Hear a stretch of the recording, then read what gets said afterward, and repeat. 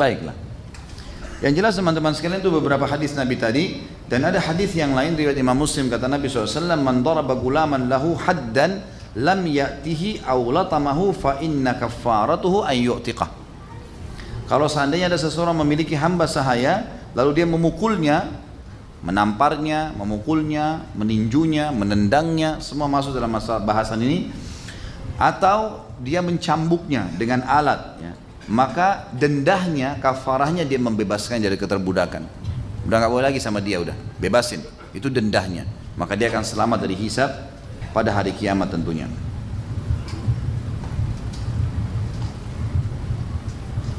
Tentu saya bahasakan ini teman-teman sekalian, untuk tuan, atasan, ya, atau orang yang sedang punya wewenang orang lain di bawah dia, maka dia harus menjalankan semua apa yang disebutkan oleh Nabi SAW tadi, dan dia berharap pahala di situ.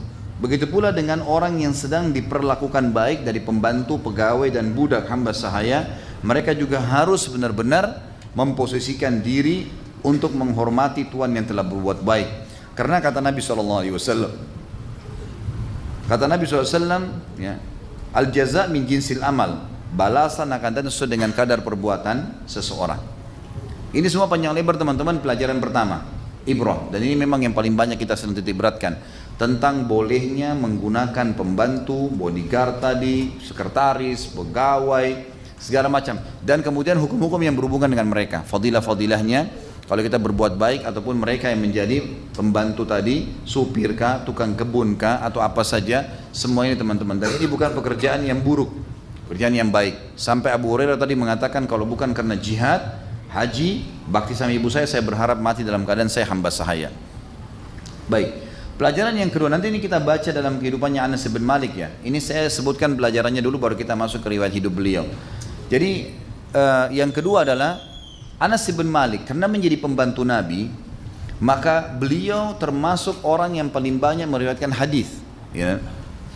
Yang meriwayatkan hadis laki-laki ada dua, yang paling banyak Abu Hurairah dan Nabi dan Anas bin Malik. Sebagian ulama juga mengatakan Anas bin Malik, karena memang dia banyak sekali meriwayatkan hadis, gitu kan, banyak sekali.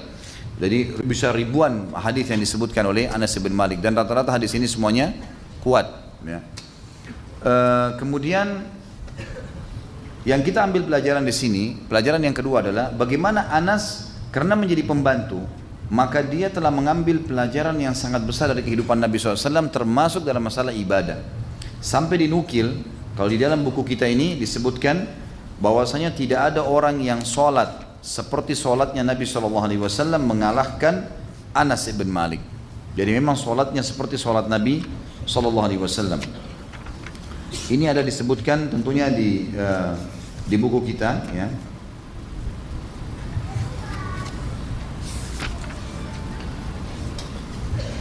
Iya, saya tidak temukan di sini, saya tidak ingat halamannya, tapi yang jelas Anas bin Malik dikatakan adalah semua sahabat sepakat orang yang paling mirip sholatnya dengan Nabi SAW. Baik, sedikit kita bicara masalah sholat ini teman-teman. Nabi SAW pernah mengatakan dalam hadis Bukhari, sesungguhnya telah dicintakan dunia ini. Maaf, ini hadis riwayat Tirmidzi, ya, seingat saya begitu. Dan ini dihasan sahihkan oleh beliau.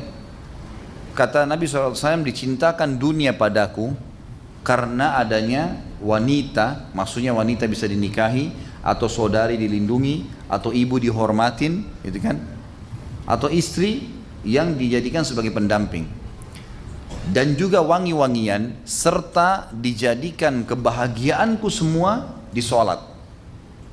Makna daripada dijadikan kebahagiaan dalam sholat, artinya Nabi SAW paling peduli dengan sholat. Sampai Aisyah mengatakan, kalau Nabi SAW sholat, itu sampai telapak kaki beliau pecah-pecah. Sampai telapak kaki beliau pecah-pecah. Ini sebuah fadilat sendiri tentunya, ya. Nah, Anas bin Malik disepakati oleh para sahabat adalah orang yang paling mirip sholatnya dengan Nabi SAW. Sampai-sampai Anas bin Malik berdiri sholat, kakinya mengeluarkan darah. Saking lamahnya kalau sholat. Tentu ciri semua sahabat kalau sholatnya luar biasa, ya. Sampai dikatakan mereka kalau sholat, semua sahabat cirinya kalau sholat ini, mereka berdiri seperti batang pohon yang kuat, gitu kan. Pernah disengat lebah, salah seorang mereka berdarah tapi tidak bergerak, ya. Jadi memang banyak ciri khas sholat-sholat para sahabat. Di antaranya Anas bin Malik ini punya fadilah sendiri berhubungan dengan masalah ini. Yang ketiga teman-teman sekalian, Anas bin Malik, ya ini ibrah dan pelajaran. Dari pelajaran kehidupan beliau, kita temukan juga selain sholat adalah ibadah yang Nabi SAW paling muliakan, dan akhirnya Anas bin Malik mengambil itu karena jadi pembantu. Juga pelajaran yang kita ambil nanti dari kehidupan Anas adalah mulianya doa Nabi Muhammad SAW. Dan tentu Allah sudah takdirkan kita tidak hidup dengan beliau. Kita kalau hidup, lihat kehidupan para sahabat. Ada sahabat-sahabat yang cerdas. Cerdasnya itu mereka selalu tidak pernah melewatkan waktu kalau bertemu dengan Nabi kecuali minta, ya Rasulullah doain saya. Ya Rasulullah doain saya. Doa Nabi SAW beda, tidak seperti doa kita. Doa Nabi SAW umumnya mustajab, gitu kan. Dan ini disebutkan dalam riwayat, Anas bin Malik ini karena pernah waktu Nabi SAW main ke rumahnya, ke rumah ibunya Ummu Sulaim, kemudian ada tantenya dia Ummu Haram, kemudian juga bersama dengan Anas bin Malik dan beberapa keluarganya, Nabi SAW main di situ. Lalu kemudian Nabi SAW sempat tertidur. Lalu Ummu Sulaim ini, ibunya Anas, melihat Nabi SAW berkeringat. Lalu dia pun mengambil botol-botol, diletakkan di bawah pakaian Nabi SAW. Jadi beliau tidur di ada seperti kalau kita kursi, tapi kursinya dari pelapa-pelapa kurma. Ada netes keringat Nabi, diletakkanlah botol di bawahnya sehingga jatuh keringat tersebut. Lalu Nabi SAW terkaget. Lalu Nabi mengatakan, apa yang kau lakukan? Dia Ummu Sulaim mengatakan, ibunya Anas, ya Rasulullah, saya jadikan keringat anda minyak wangi buat saya dan anak-anak saya. Kata Nabi SAW dalam sebuah riwayat, asabti, kau sudah mendapatkan itu. Lalu Ummu Sulaim mengatakan, ya Rasulullah, ini Anas nih, Anas, saya punya hajat penting. Ya. Kata Nabi SAW, apa hajatnya? Doakan dia. Doakan dia. Maka keluarlah doa Nabi SAW yang masyhur, dan ini kemuliaan buat Anas radhiyallahu anhu yang disebutkan dalam banyak riwayat sahih. Dan ini kalau teman-teman yang pegang buku di lembaran pertama di halaman 103 di buku kita ini, doa Nabi, Allahumma akthir malahu wa waladahu wa barik lahu fi. Ya Allah, perbanyaklah harta dan anaknya dan berkahilah untuknya harta dan anak itu. Tentu teman-teman sekalian, kalau kita mau baca tentang kisah berhubungan dengan masalah ini, kita bisa melihat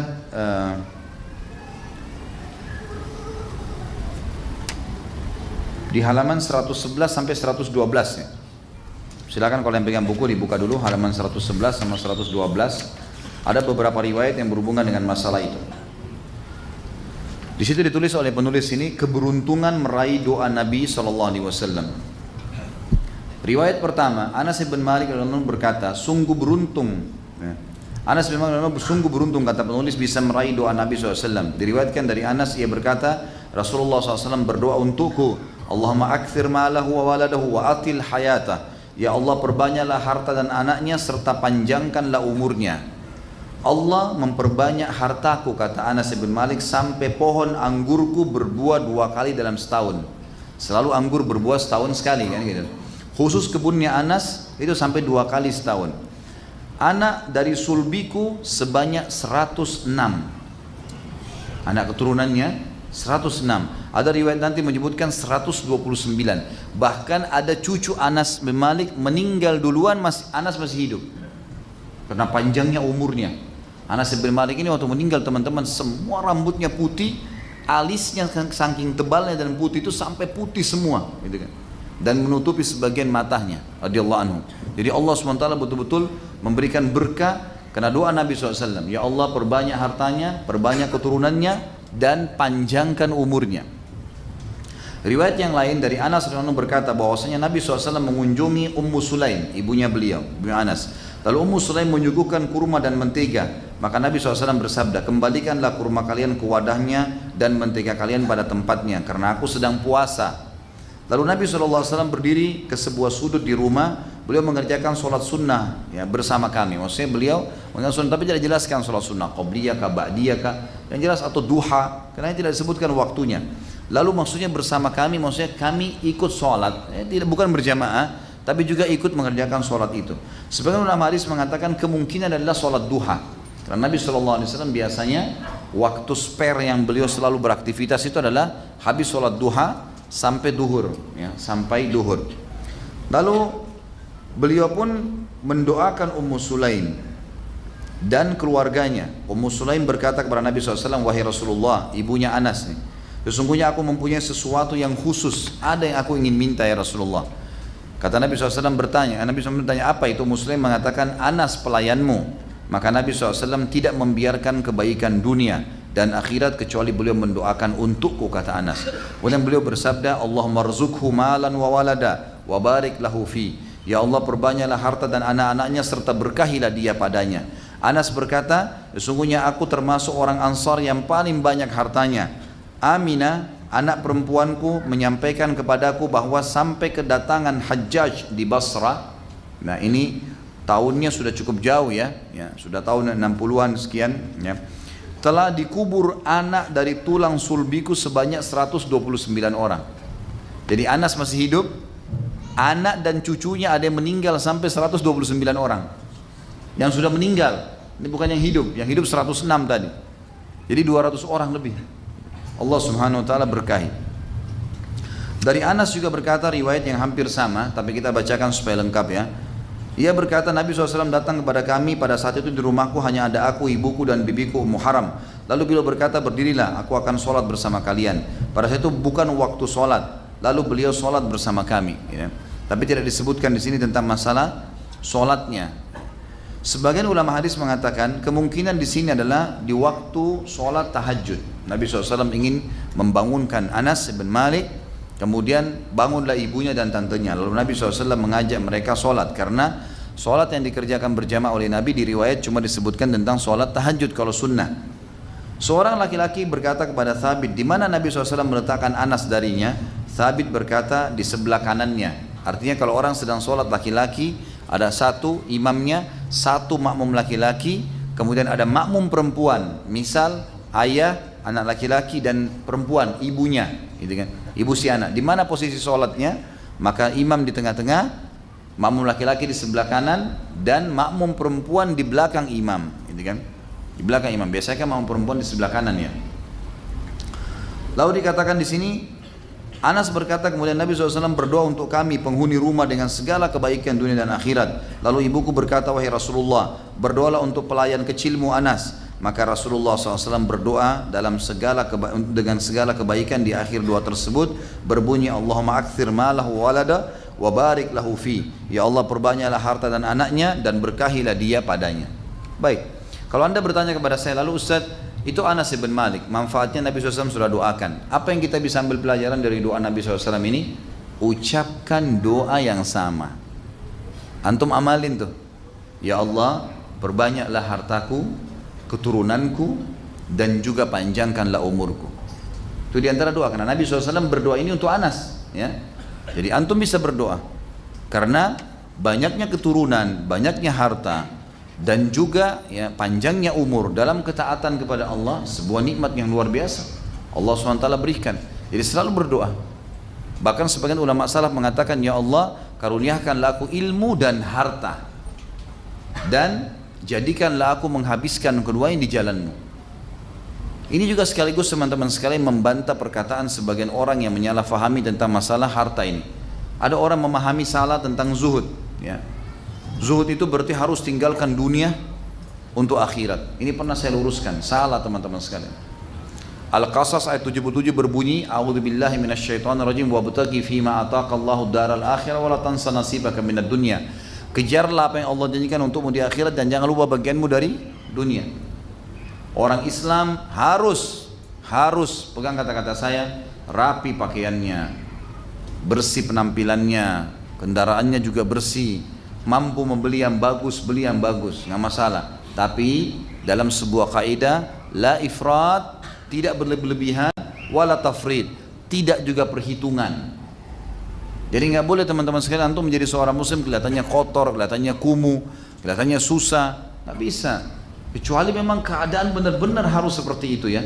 Memang terjadi kebangkrutan, memang susah. Kalau enggak jangan. Jangan kesannya orang tuh, apalagi kalau sudah ikut pengajian kemudian orang ngomong di sebelahnya bisa pingsan karena bau mulutnya ya. Atau bau badannya yang nggak enak kalau orang sholat di sebelahnya gitu. Ini semua nggak boleh ada. Sering kantongin minyak wangi kecil, mungkin bisa kita semprot pada saat mau sholat kalau kita bersalaman dengan sesama jenis gitu kan. Sunnah Nabi SAW, kita harusnya melakukan itu. Jadi jangan sampai salah ini. Doa ini mengajarkan kepada kita teman-teman. Ada sebuah artikel kecil saya tulis judulnya, apakah Islam menyuruh Anda menjadi orang kaya? Kesimpulannya saya bilang, tentu saja iya.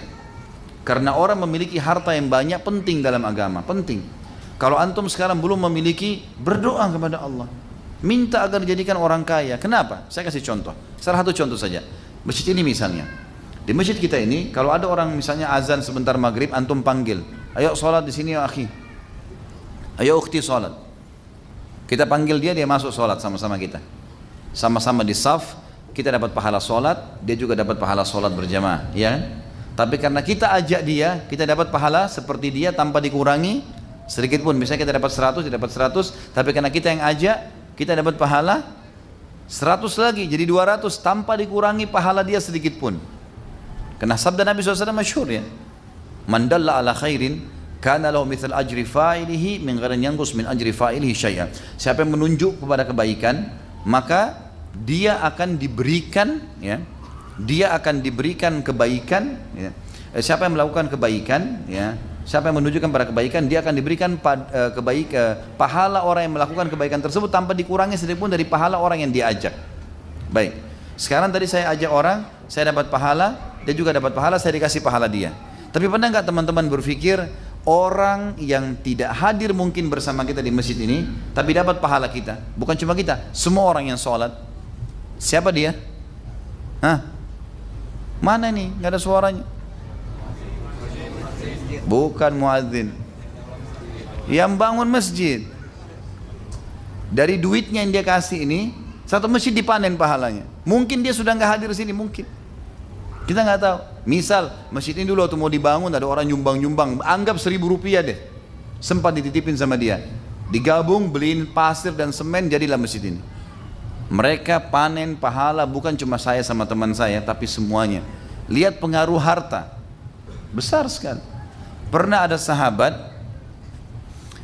berkata miskin nih kepada Nabi SAW, ya Rasulullah, maaf teman, jangan sampai tersinggung, jangan sampai kita anggap remeh orang miskin, bukan. Kita mau menyampaikan tentang kedudukan Islam memandang mana kaya dan miskin ini. Kata Nabi SAW, dan kita semua bisa mengubah nasib ya. Tidak ada yang tidak bisa mengubah nasib. Bisa 1 tahun, 2 tahun berdoa, berikhtiar, insya Allah akan dikasih.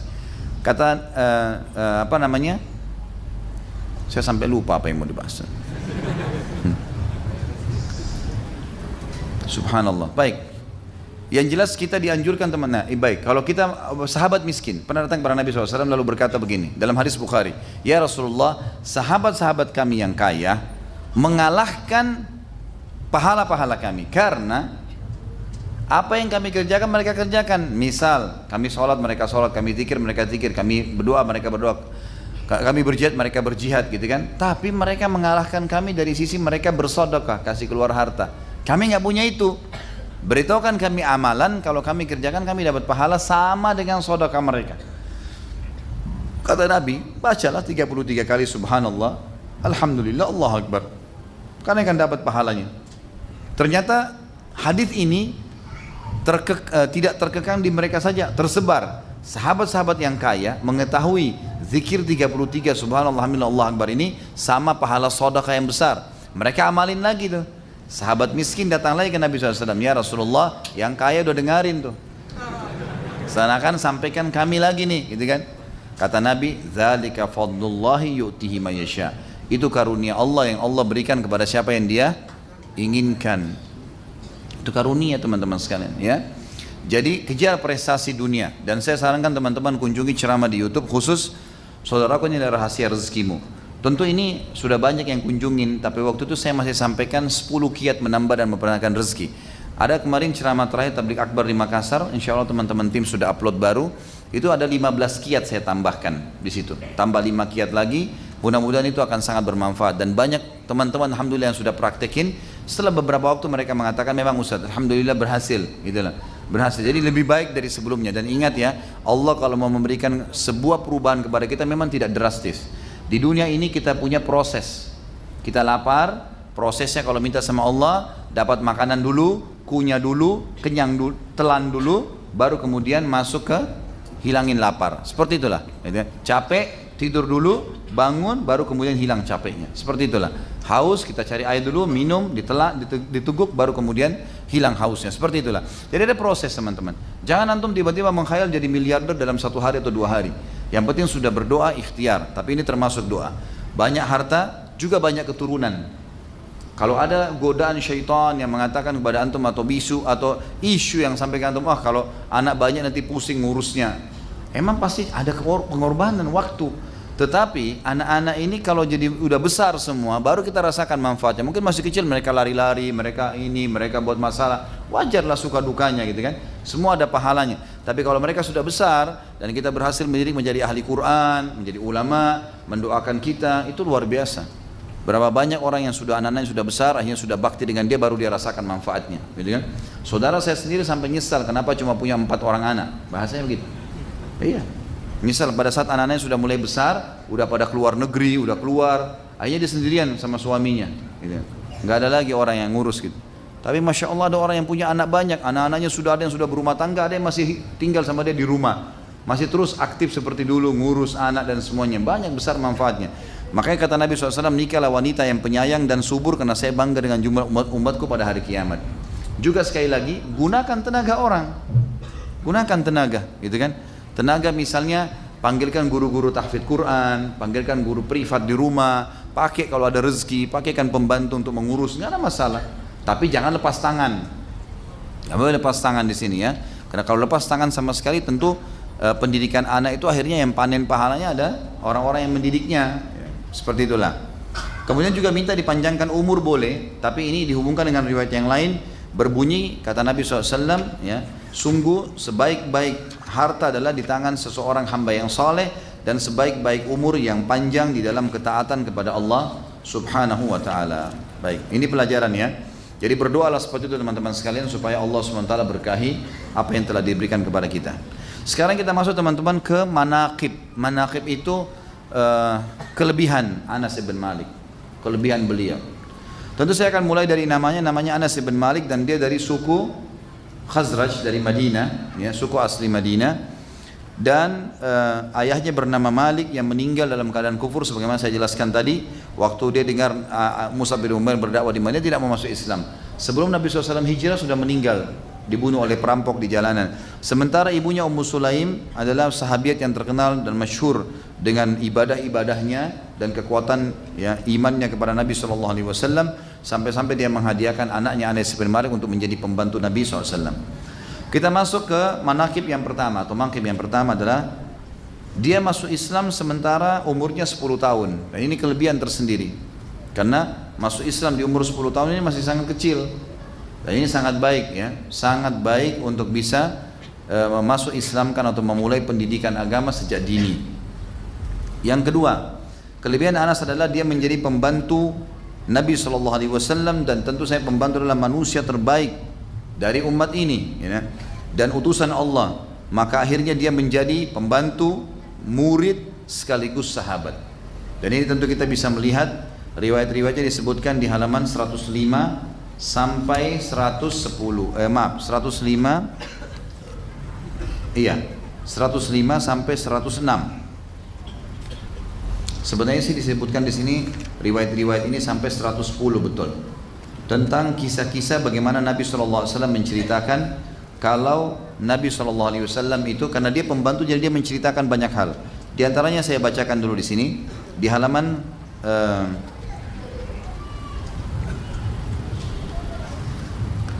108 ya.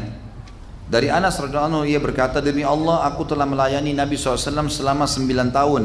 Aku tidak pernah melihat beliau berkata kepadaku ketika aku melakukan sesuatu, mengapa engkau melakukan ini, dan beliau tidak pernah berkata kepadaku kenapa aku meninggalkannya, mengapa engkau tidak melakukan ini dan itu. Anas juga berkata Rasulullah SAW adalah orang yang paling baik akhlaknya. Pada suatu hari beliau mengutusku untuk sebuah keperluan, lalu kemudian aku berkata demi Allah aku tidak akan pergi. Tetapi dalam hatiku terbersit untuk pergi menunaikan apa yang diperintahkan Nabi SAW kepadaku. Aku berangkat dan melewati anak-anak yang sedang bermain-main di pasar. Tiba-tiba seseorang memegang tengkukku dan di belakang dan lalu aku menoleh. Lalu dia berkata, baru dia ternyata adalah Rasulullah. Aku melihat beliau tertawa. Lalu ternyata dia berkata, wahai Unais, apakah engkau sudah pergi sebagaimana aku telah perintahkan? Maka aku menjawab, iya, aku akan pergi sekarang. Riwayat yang lain, Anas bin Malik juga mengatakan, jika Rasulullah SAW bertemu dengan seseorang, lalu beliau menjabat tangannya, karena dia yang paling selalu bersama Nabi, jadi dia tahu, sampai kepada hukum-hukum kecil seperti ini. Jika Rasulullah SAW bertemu dengan seseorang, lalu beliau menjabat tangannya, maka beliau tidak melepaskannya sebelum orang tersebut melepaskan tangannya. Beliau tidak memalingkan wajahnya dari orang itu sebelum orang itu memalingkan wajahnya. Beliau tidak pernah menonjolkan kedua lututnya berselonjor di depan orang yang duduk bersamanya. Ini penting garis bawahi ya. Jadi teman-teman sekalian, ini kalau kita lagi duduk sama orang siapapun, termasuk orang yang lebih muda sekalipun, apalagi kalau orang tua, jangan selondorin kaki ke arah dia. Ini adabnya. Kita duduk bersila, gitu kan? Kalaupun kita harus kaki kita pegal benar, berdiri pindah ke tempat lain. Adabnya begitu. Ataupun harus di situ pamit, maaf ya, kita arahkan. Misal orang depan kita arahkan ke arah sana. Kaki saya pegal, saya harus lurusin. Tapi banyak orang subhanallah tidak begitu. Nggak ada adab, dia tidak faham. Nabi SAW tidak pernah selonjorin kakinya di depan orang lain. Nabi ini ke orang lain, apalagi kita gitu. Termasuk di sini adabnya adalah selonjorin kaki kepada anak, pada istri. Atau juga termasuk dalamnya adalah adab tidak boleh duduk di tempat yang lebih tinggi dibandingkan dengan orang lain kalau memang lagi ada duduk bersama. Beda kalau majelis ilmu, karena Nabi SAW biasa di mimbar, biasa berdiri gitu kan, biasa duduk, memang begitu disampaikan. Itu beda karena penyampaian agar semua orang bisa melihat. Seperti orang khutbah Jumat, memang tidak bisa. Maka ini berbeda. Tapi kalau enggak, kita lagi duduk teman-teman sekalian, maka ada orang memang begitu. Lain kalau kakinya sakit ya, mungkin. Kalau ini enggak, memang dia mau dia selalu lebih daripada orang lain, punya kedudukan sendiri. Ini kalau tidak ada udzur syar'i maka termasuk yang dilarang di sini. Anas bin Malik juga meriwayatkan dalam riwayat yang lain. Tentu semua ini diriwayatkan oleh Imam Muslim ya, hadis-hadis sahih semua ini. Ada dilihat, bisa dilihat di footnote-nya. Anas bin Malik juga berkata, salah seorang hamba sahaya wanita yang masih kecil di Madinah bisa menggandeng tangan Rasulullah SAW dan membawanya kemana saja dia mau. Kemana saja dia mau. Riwayat yang lain, Anas bin Malik juga berkata, Rasulullah SAW tidak diminta sesuatu atas nama Islam, kecuali pasti beliau memberinya. Minta bantuan, minta apa pasti beliau memberinya. Anas berkata, seorang laki-laki datang dan Nabi SAW memberinya kambing di antara dua gunung. Lalu dia pulang kepada kaumnya dan berkata, wahai kaumku, masuklah kalian ke dalam Islam. Sesungguhnya Muhammad memberi dengan pemberian yang tidak buat kita takut miskin. Ini semua hadis riwayatkan Anas, kita angkat ya. Hadis riwayat Anas yang lain juga radhiyallahu anhu, ada di sini beberapa hadis yang diangkat oleh penulis. Ia berkata, Rasulullah SAW datang ke rumahku lalu beliau tidur di siang hari. Beliau keringatan, maka ibuku mengambil botol lalu memasukkan keringat Nabi SAW ke dalamnya.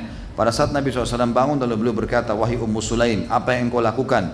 Ummu Sulaim menjawab, ini adalah keringatmu. Kami akan memasukkannya ke dalam minyak wangi kami, karena ia adalah minyak wangi yang paling wangi.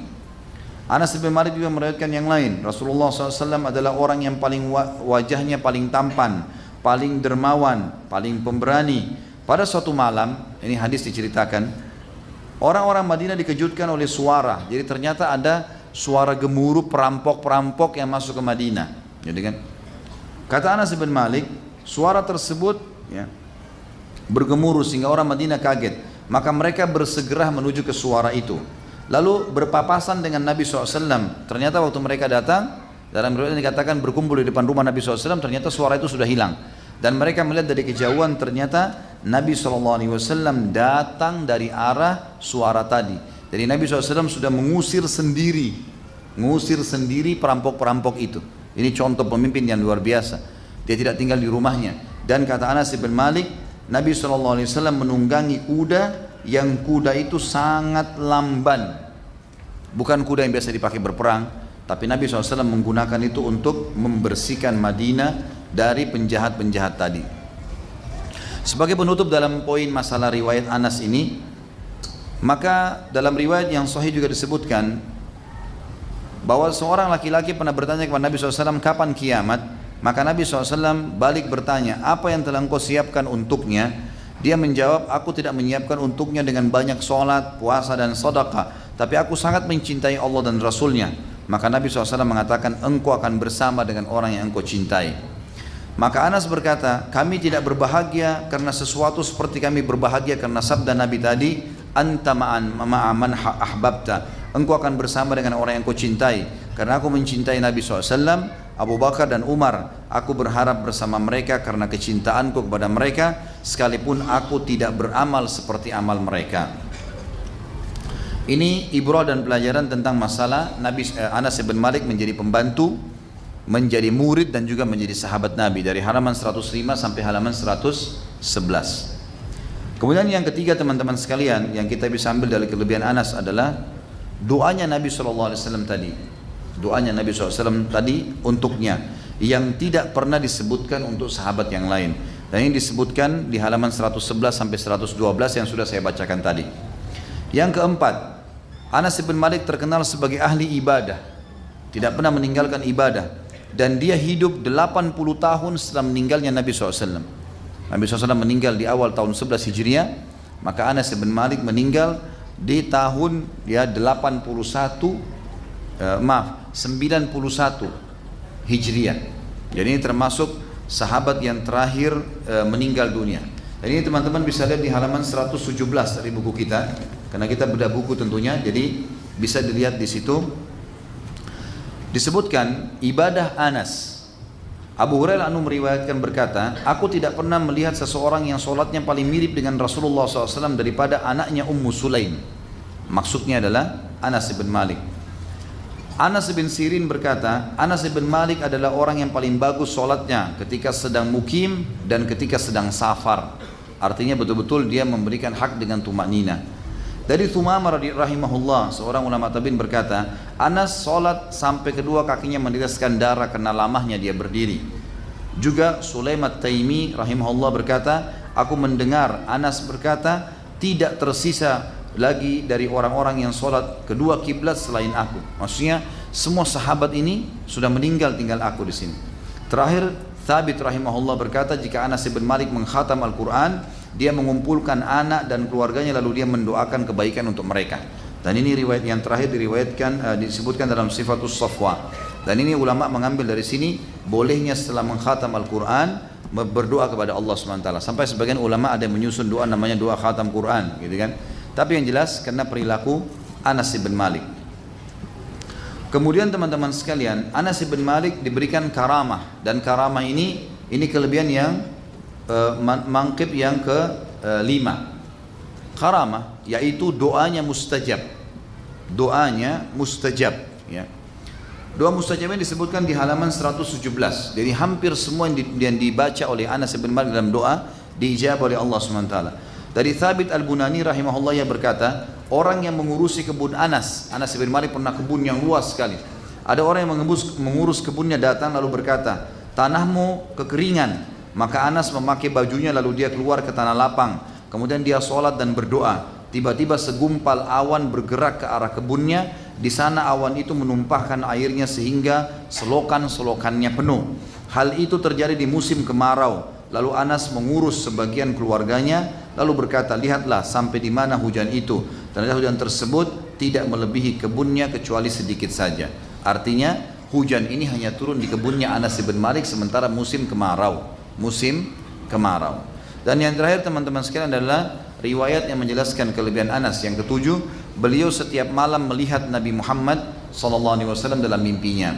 Itu beliau sebutkan sendiri dalam halaman 118 penutupan bahasan kita. Al-Muthanna bin Sa'id rahimahullah berkata, aku mendengarkan Anas bin Malik berkata, tidak ada satu malam kecuali aku bermimpi bertemu kekasihku Rasulullah SAW. Kemudian Anas menangis. Dan ini menandakan bahwasanya wajar orang mimpi Nabi SAW, gitu kan? Tetapi sudah pernah saya sebutkan, mimpi-mimpi Nabi SAW ini tidak ada wirid khusus, tapi umumnya adalah orang kalau mengamalkan sunnah-sunnah Nabi SAW dan bukan mustahil. Ada orang yang berlebihan di sini, tidak mau menerima kalau orang mimpi Nabi. Ada juga orang yang berlebihan mengaku-ngaku dusta ketemu dengan mimpi atau mimpi Nabi. Ini dua-duanya nggak benar. Ada orang gitu ya, sama sekali mengatakan mustahil. Ini masa mau mimpi Nabi sih? Kok gimana caranya Nabi yang bilang? Dalam sebuah hadis riwayat Imam Ahmad itu, kata Nabi SAW, siapa yang melihatku dalam mimpinya maka dia melihatku, karena syaitan tidak akan menjelma. Ini riwayat menjelaskan Anas bin Malik selalu mimpi setiap malam. Dan banyak sahabat, Utsman bin Affan pernah mengatakan mimpi Nabi SAW. Tidak sedikit di antara para ulama tabi'in ya, yang datang setelahnya dan ulama-ulama yang zaman sekarang pun mereka memimpikan Nabi SAW. Tapi ini semua karena kedekatan ibadahnya.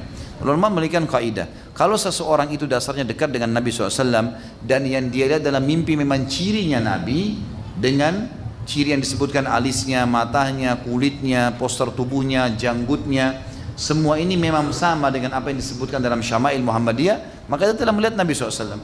Pastinya itu. Pernah ada yang tanya sama saya, Ustaz, ada seseorang mengatakan mimpi lihat Nabi, tapi yang dilihat itu Nabi berkulit hitam. Saya bilang itu nggak benar. Karena riwayat menjelaskan Nabi kulitnya putih.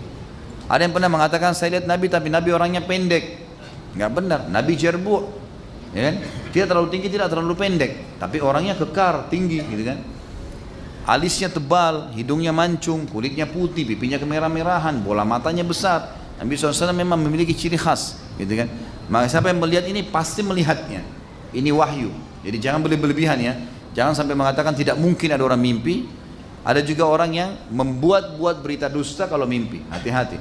Ya, kata Nabi SAW, siapa yang dusta tentang saya, maka tentu saja dia akan mendapatkan tempatnya di api neraka.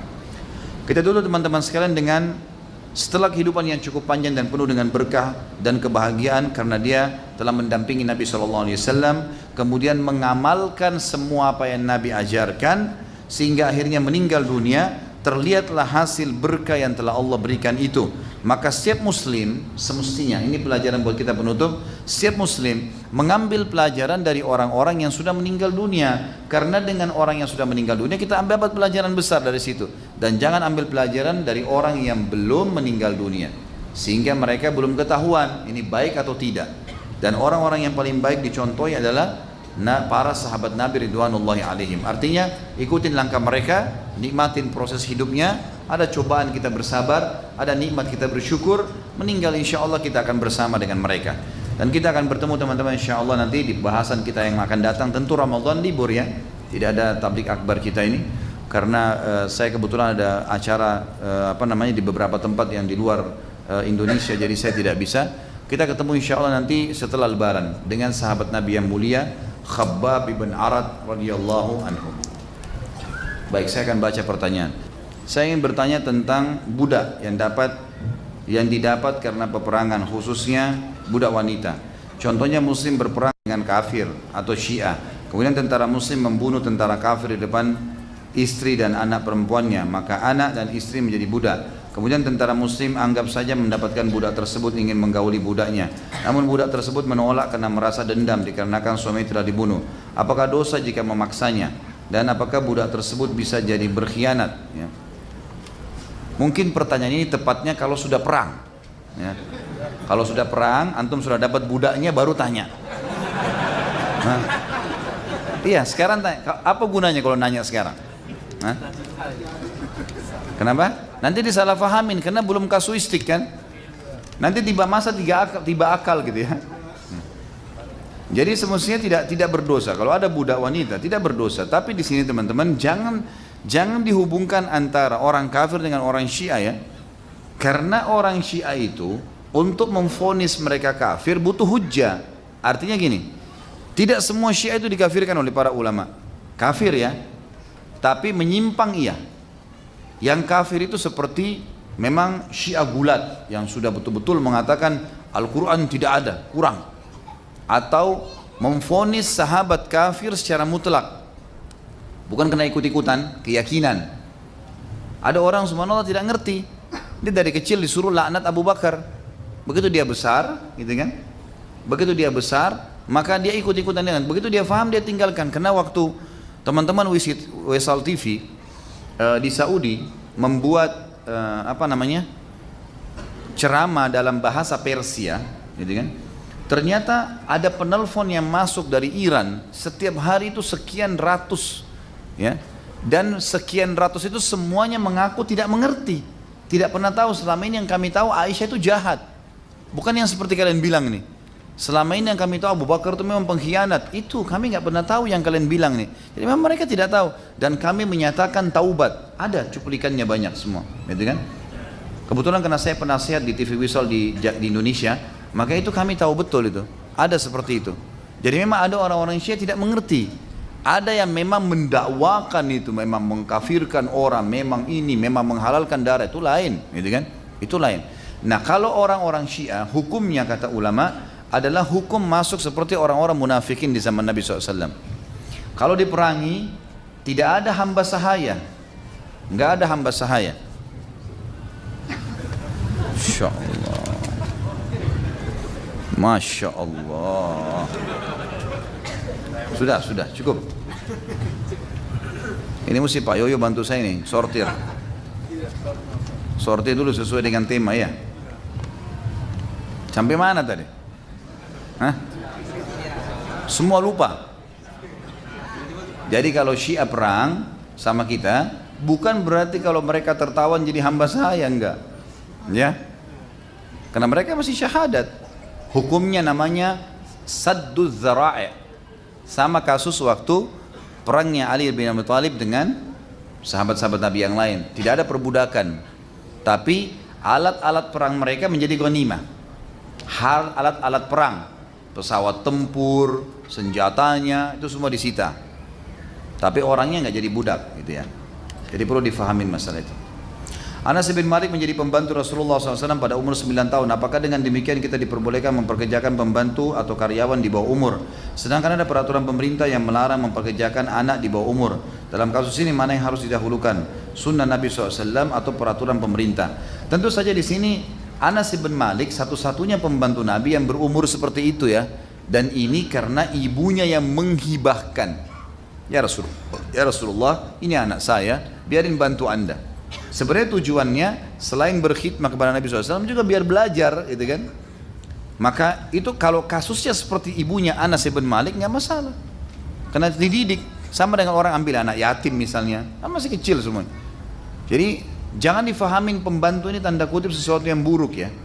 Kalau ada peraturan pemerintah kita memang mengatakan tidak boleh anak di bawah umur sekian, misalnya di bawah 15 tahun bekerja, ya sudah ikutin aja peraturan itu. Juga mungkin kita kerepotan ya, kalau misalnya anak-anak juga terlalu kecil ya. Mungkin anak-anak umur 9 tahun ini tergantung wilayah loh ya. Ada beberapa wilayah memang di muka bumi ini memang yang Masya Allah dewasa lah, gitu kan? Dewasa. Di Afghanistan teman-teman, daerah padang pasir umumnya ya, itu anak-anak umur 11 tahun itu sudah jenggotan. Iya, tumbuh jenggotnya 12 tahun. Dan itu memang karena mereka dianggap dewasa ya, karena sudah menjadi dewasa gitu. Itu memang berarti nggak mau dijawab tuh. Jadi memang dilihat kok situasinya dan kondisinya. Antum juga nanti akan kewalahan kalau anak 9 tahun yang dipekerjakan, nanti khawatir malah tidak bisa. Antum hanya butuh ekstra ya, bukan cuma sekedar memenuhi pekerjaan, tapi mungkin susah untuk memberikan pemahaman. Jadi kita sesuaikan dengan kondisi. Jadi jangan difahami, oh kalau kita nggak nerima yang 9 tahun berarti kita dia ikutin sunnah Nabi. Keliru ini. Karena ibunya Ummu Sulaim yang menawarkan itu.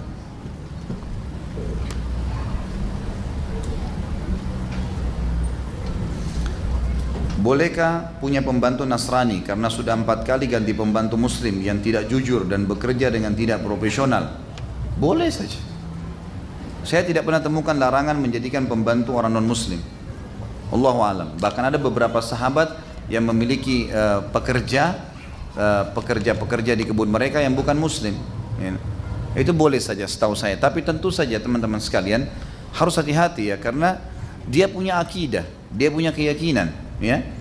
Jauh lebih aman muslim tentunya. Kalau ada muslim yang tidak, ini yang saya tidak tahu kenapa selalu pertemukan antara muslim yang tidak jujur dengan kafir yang jujur.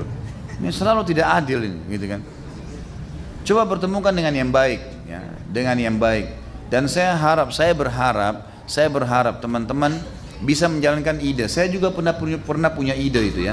Siapa tahu memang ada yang sudah terlanjur bergelut di situ di bidang tenaga kerja. Kenapa tidak terfikir sekarang teman-teman buat sebuah perusahaan, kemudian memang membina khusus masalah pembantu rumah tangga ini, supir, security misalnya satpam, tapi profesional yang ikhwat dan akhwat, itu kan bisa. Alhamdulillah di rumah saya berapa kali itu ada di antara akhwat yang memang dasarnya dulunya mereka profesinya membantu rumah tangga, dan mereka sudah ikut taklim, akhirnya mereka membantu di rumah, dan itu tidak ada sesuatu yang aib. Malah dia nyaman, istri saya nyaman gitu kan, karena sudah sama-sama pakai cadar, sudah sama-sama bisa kemana-mana, sudah saling paham, taklim sama-sama, sholat sudah nggak perlu diingatkan. Kenapa kita tidak terfikir untuk itu misalnya? Karena banyak sekali. Saya pergi ke Hong Kong kemarin diundang, Itu ada 150.000 orang TKW kita di sana. Dan waktu saya taklim penuh, mungkin seperti keadaan masjid kita ini, Masya Allah penuh, sekian ribu orang yang datang. Ya. Pada saat itu saya juga tidak tahu jumlah pastinya ya, tapi pada saat itu saya melihat banyak akhwat kita yang pakai cadar di situ, pakai jilbab besar. Saya sempat tanya, ini akhwat yang pakai hijab syar'i, di sini nggak dilarang sama majikannya? Dia bilang nggak dilarang Ustaz. Malah dia yang penting pekerjaan selesai. Cuma memang masalahnya mereka bekerja dengan orang kafir, jadi masalah nih. Ini hukum lain lagi kan. Cuma saya melihat ternyata ada memang ikhwat dan akhwat kita yang pekerjaannya memang di situ bidangnya yang dia bisa, cuman belum ada lembaga yang mengelola dengan baik, lebih profesional. Maksud saya begitu. Apakah diperbolehkan seorang budak atau pembantu kabur karena sering disiksa? Karena dia disiksa seharusnya dia disiksa oleh ketika dia disiksa seharusnya dia dibebaskan oleh pemiliknya sebagai pembayaran kafaranya. Namun karena pemiliknya kafir atau fasik maka dia tidak membebaskannya. Jangan salah paham ya, hadis tadi itu saya bedain tadi ya, ada hadis tentang pembantu 2 riwayat pertama, ada hadis tentang pegawai 2 riwayat, ada hadis tentang budak yang banyak tadi. Hadis terakhir riwayat Imam Muslim, siapa yang memiliki budak yang dia pukul maka kafaranya membebaskannya. Ini tidak berlaku pada pembantu ya, pembantu nggak perlu, dia bisa tinggalin tentunya. Dia bisa tinggalin, tidak harus pamit kalau memang dia disiksa. Dia punya hak asasi manusia, gitu kan? Allahu a'lam. Tapi di sini perlu adil ya, harus adil ya. Misal antum ada akad apa ya? Kata Allah mengatakan fa'dilu aqrabu littaqwa. Adillah karena itu lebih dekat dengan ketakwaan. Kita harus adil ya. Misal gini, kalau kita sudah bekerja, sebenarnya kita tidak suka hanya karena ada tawaran pekerjaan lain lebih bagus misalnya. Nah kita harus adil di sini. Maaf, saya sebenarnya dapat pekerjaan di tempat lain dan saya ditawarkan gaji sekian. Kebutuhan saya memang harus saya lakukan itu. Maka mungkin saya pamit sampai akhir bulan ini saya berikan hak Anda, lalu saya pamit. Misal, bicara baik-baik. Orang kita manusia kok. Kalau dia bilang baik, bisa nego gak? Bisa gak kalau saya kasih kamu gaji sekian, kamu bertahan? Baik, saya istikharah, saya juga akan bicara dengan orang yang menawarkan kepada saya. Biasa saja, gitu kan? Jadi nggak usah main lari, ada yang bawa barang, ada yang ini, ada yang itu, saling caci maki. Ini bahaya semua, ini bertemu hari kiamat ini, masalah. Baik begitu. Jadi Allahu a'lam, masih banyak cara-cara bijak yang bisa dilakukan.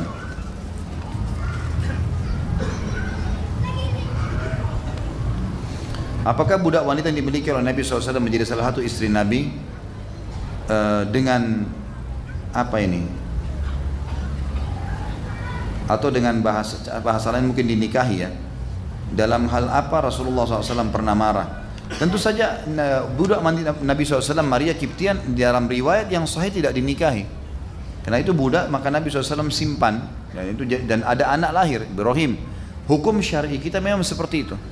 Memang dibolehkan budak wanita digauli tanpa pernikahan. Kalau dalam hal apa saja Nabi SAW marah, riwayat Bukhari menjelaskan. Kata Aisyah radhiyallahu anha, Nabi SAW tidak pernah marah kecuali kalau agama Allah dicoreng. Selebih daripada itu Nabi SAW tidak pernah marah. Dalam pandangan Islam berapa jamkah mempekerjakan pembantu? Tidak ada penentuan jam ya. Tapi yang jelas tadi hadis sudah jelas yang kita sebutkan. Kalau kalian bebankan sesuatu, jangan di luar kapasitas mereka. Dan kalaupun kalian melihat itu sesuatu berat, maka bantulah. Gitu kan? Artinya wajar lah, orang istirahat malam gitu kan. Manusia juga butuh makan, butuh istirahat, butuh kamar mandi, butuh ibadah. Maka kita harus berbuat baik. Ini enggak sesuai dengan tema. Bagaimana menjawab azan sementara di toilet ya? Jangan jawab ya, azan. Nanti kalau sudah keluar, baru antum ulangin apa yang muadzin ucapkan. Kalau kita tidak sempat tadi kena di WC, semoga Allah muliakan, jangan jawab. Nanti kalau kita sudah keluar, baru kita jawab. Keluar dari WC baru kita jawab azan. Niat menjawab azan yang tadi boleh. Apakah benar belajar mencari ilmu itu hanya boleh berguru pada satu guru saja? Karena banyak teman saya melihat saya setiap minggu selalu menghadiri kajian yang diisi oleh ustadz yang berbeda-beda setiap minggunya dan harus jalur nasab dan ilmunya harus dari keturunan Rasulullah SAW. Tentu tidak benar, sama sekali tidak benar. Kita boleh belajar dari banyak kecuali Nabi Muhammad SAW. Nabi Muhammad lain, gitu. Memang karena sumber ilmu. Tapi sahabat itu sudah, waktu Nabi SAW sudah meninggal, sahabat nyebar. Banyak tabi'in belajar dengan para sahabat. Ada yang menjadi muridnya si Anas bin Malik, ada yang jadi muridnya Abu Musa al-Asy'ari. Bahkan ada tabi'in yang belajar dari semua sahabat-sahabat itu. Banyak sekali, ya. Ini kalau mau disebutin satu persatu tentu banyak sekali nama-nama mereka. Jadi ini tidak benar, ya. Apakah di perang-perang saat ini perbudakan masih berlaku? Tentu saja, hukum Allah itu. Jadi hukum Allah masuk akal kita atau tidak masuk akal kita harus kita terima.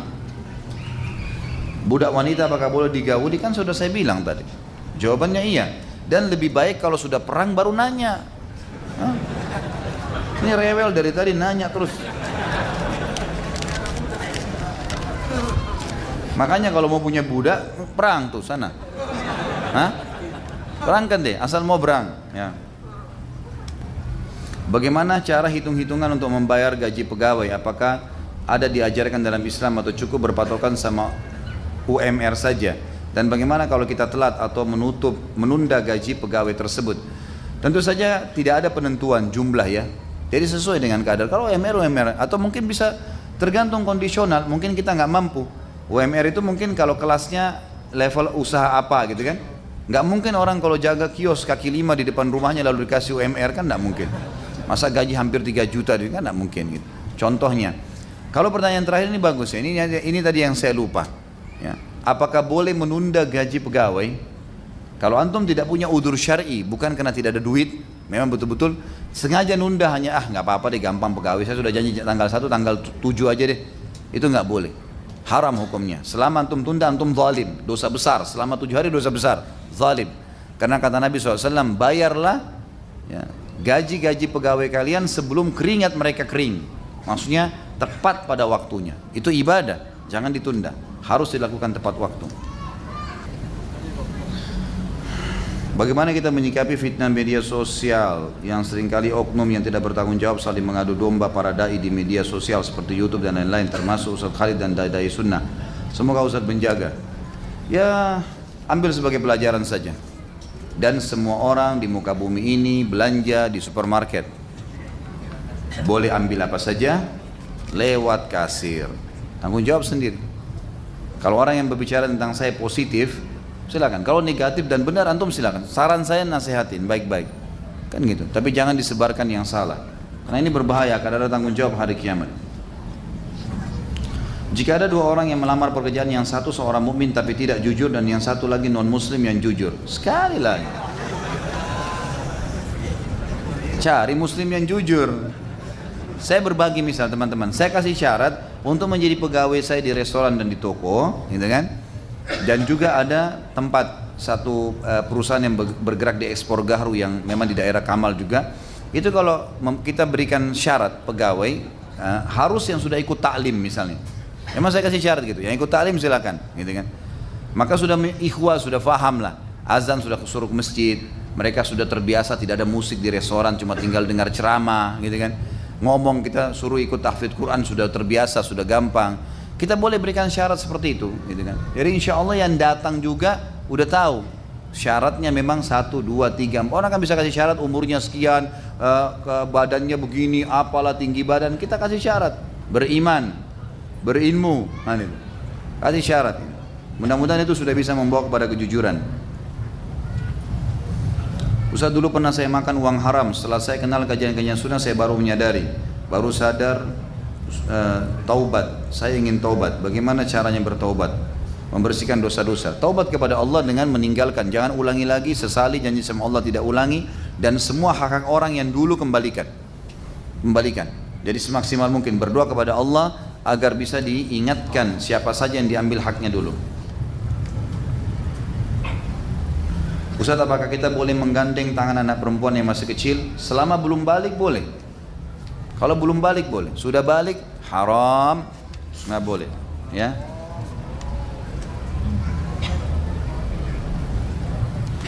Sesungguhnya kebaikan yang akan menggiring seorang mukmin setelah ia meninggal adalah ilmu yang ia ajarkan dan anak saleh yang ia tinggalkan dan Al-Quran yang ia wariskan. atau masjid yang ia bangun, atau rumah yang ia bangun untuk Ibnu Sabil, atau sungai yang ia alirkan untuk orang lain, atau sedekah yang ia keluarkan dari harta miliknya di masa sehat dan masa hidupnya, semuanya akan menggiringnya setelah meninggal. Apakah benar sanadnya hasan? Kenapa perbedaan antara hadis hasan, as-sahih, hasan dan dhaif? Mana yang lebih dahulu kita amalkan, dan apakah arti Ibnu Sabil sama dengan fakir miskin? Tentu hadisnya hasan, benar ya.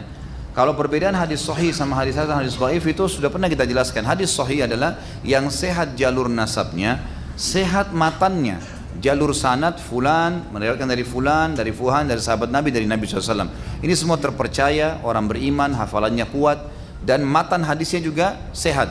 Maka matan itu isi hadisnya ya, tidak rancuh maknanya. Maka ini baru sahih.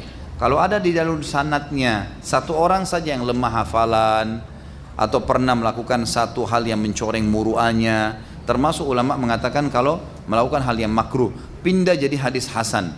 Kalau ada di antaranya perawi hadis itu yang tidak jelas statusnya, tidak ditahu siapa dia, siapa gurunya, tidak ada pendapat ulama yang memujinya, maka hadisnya menjadi lemah. Apalagi kalau ada pendusta, orang yang pernah melakukan perbuatan dosa gitu kan besar, maka pindah. Kalau hadis yang terakhir maudhu itu adalah hadis yang dusta, orang ngarang-ngarang. Ini ketahuan karena salah satu perawinya atau bahkan lebih dari satu orang, semuanya itu adalah orang-orang yang tidak jujur. Anda pernah membunuh tikus dengan air keras atau praktek di tempat kerjaan, di tempat jebakan tikus, apakah Anda termasuk berdosa? Apa doanya untuk meminta ampunan? Apa yang harus Anda lakukan untuk meminta ampunan? Tentu saja nggak boleh menyiksa hewan, dosa. Walaupun hewan itu dasar boleh dibunuh, haram, nggak boleh. Antum taubat kepada Allah Subhanahu Wa Taala dan jangan diulangi lagi. Ya, Allahu a'lam. Ini yang saya tahu. Apakah para sahabat juga mengalami keimanan menurun, dan bagaimana cara sahabat mengatasi keimanan? Tentu saja. Iman itu naik turun, ya, naik turun.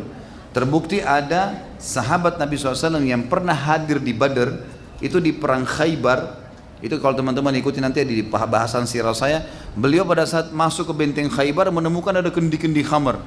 Tiba-tiba dia tidak tahan dirinya, diminum khamar itu, padahal pernah hadir di Badr. Ada sahabat pernah melakukan itu. Tapi ciri mereka, tidak semua tentu, ada sebagian kecil. Ciri mereka bertaubat kepada Allah.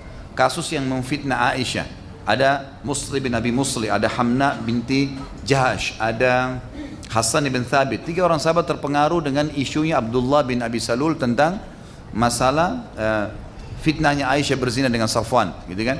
Tapi mereka bertaubat setelah dicambuk. Jadi cirinya mereka bertaubat. Dan cara istiqamah sudah saya katakan, hadir majelis ilmu, selalu ilmu ditambah, amalkan ilmunya dan bentuk komunitas. Bagaimana akhlak pembantu jika tuan rumahnya adalah keluarga non muslim? Tetap berikan haknya. Kalau harus darurat kerja di situ, maka dia berikan haknya, karena tidak dilarang dalam Islam seorang muslim kerja di satu perusahaan non muslim, itu tidak ada larangan di situ. Tapi kalau sampai merusak akidahnya, mengganggu ibadahnya, nggak boleh, dan harus berikan haknya sesuai dengan kesepakatan. Kata Nabi SAW, al-mu'minuna ala syurutihim, orang mukmin sesuai dengan syarat yang disepakati.